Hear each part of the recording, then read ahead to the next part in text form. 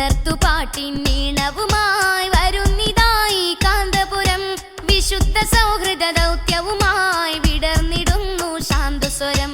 ഉണർത്തുപാട്ടിൻ ഈണവുമായി വരുന്നിതായി കാന്തപുരം.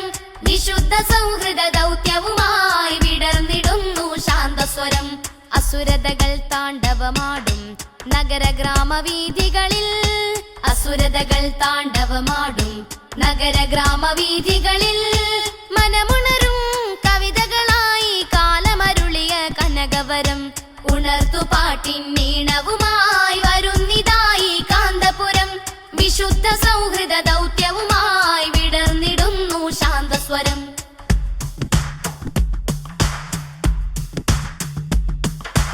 ആകാശത്തിൻ ചെരുവിലിതാ ചന്ദ്രനുദിക്കുന്നു.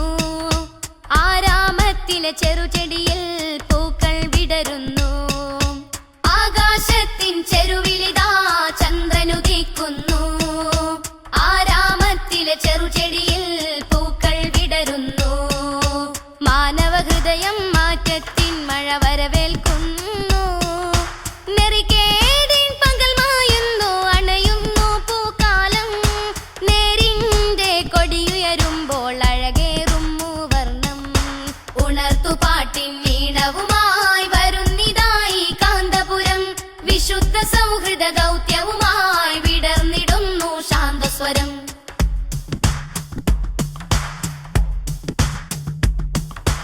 സ്വേച്ഛാധിപതികൾക്ക് ഒരിക്കലും തന്നെ മാനവികതയോടൊപ്പം നിൽക്കാൻ കഴിയില്ല. പണക്കാരനെ വീണ്ടും പണക്കാരനാക്കുന്ന ഫ്യൂഡലിസവും മാനവികതയും പൊരുത്തപ്പെട്ടു പോവുകയില്ല. പണത്തിന്റെ ആധിപത്യത്തെ കേന്ദ്രീകരിച്ചുകൊണ്ടുള്ള മുതലാളിത്ത സംസ്കാരവുമായി മാനവികത ഒരിക്കലും പൊരുത്തപ്പെടുകയില്ല. ഈ മാനവികതയുടെ ഉണർത്തുപാട്ടുമായി വരുന്ന ആദരണീയരായ കാന്തപുരം ഉസ്താദ് ഒരു വ്യക്തിയല്ല, അദ്ദേഹം ഒരു പ്രസ്ഥാനത്തിന്റെ പ്രതിനിധിയായിട്ടാണ് ഈ സന്ദേശവുമായി കടന്നു വരുന്നത് എന്ന് ഉത്ബുദ്ധരായ ജനങ്ങൾ മനസ്സിലാക്കണം. എല്ലാ മതങ്ങളും എല്ലാ പ്രസ്ഥാനങ്ങളും മനുഷ്യത്വത്തിലേക്ക് നയിച്ചുകൊണ്ടിരിക്കുമ്പോൾ ഇവിടെ അധാർമികതയുടെ അനൈക്യത്തിന്റെ വിത്തുകൾ പാകുന്നത് ഏതോ ചിത്രശക്തികളും നാമമാത്രമുള്ള മനുഷ്യത്വം മരവിച്ചു പോയ ഏതോ വിഭാഗങ്ങൾ മാത്രമാണെന്ന് തിരിച്ചറിഞ്ഞുകൊണ്ട്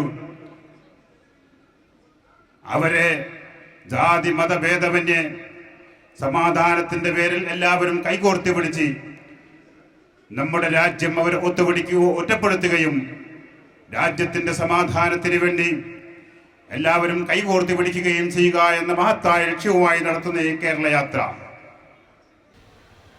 തീർച്ചയായും ഇതൊരു കേരളത്തിന് മാനവികതയുടെ സന്ദേശം ഉണർത്തുന്നതിന് ഒരു ഉണർത്തുപാട്ടായി തീരട്ടെ.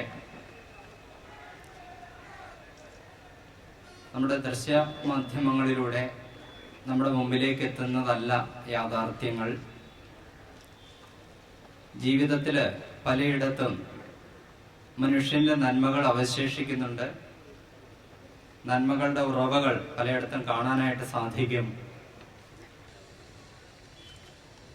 മാനവികത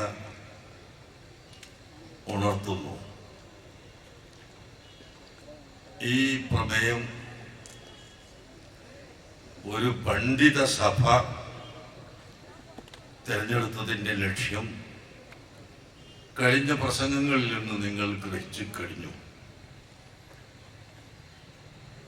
ഈ രാജ്യത്ത് അക്രമങ്ങളും അനീതികളും നടമാടുമ്പോൾ അരാജകത്വം, അധാർമികത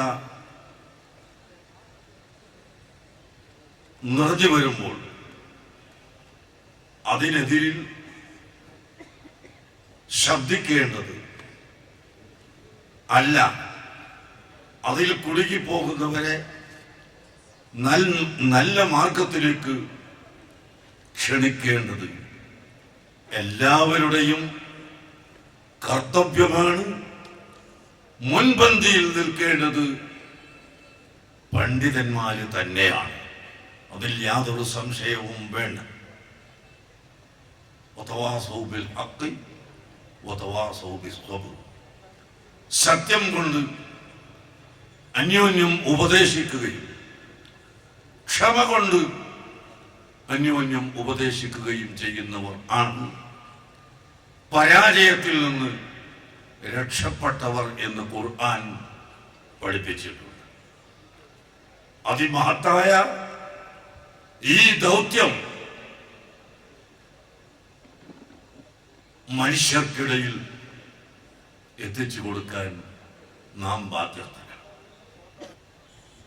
ഈ രാഷ്ട്രത്തിന്റെ ഭദ്രതയും കെട്ടുറപ്പും